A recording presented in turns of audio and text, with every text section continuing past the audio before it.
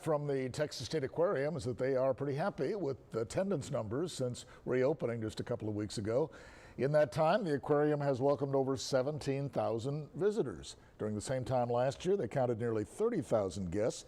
They did expect a decline with social distancing guidelines in place, but they were actually expecting a much bigger decline from last year.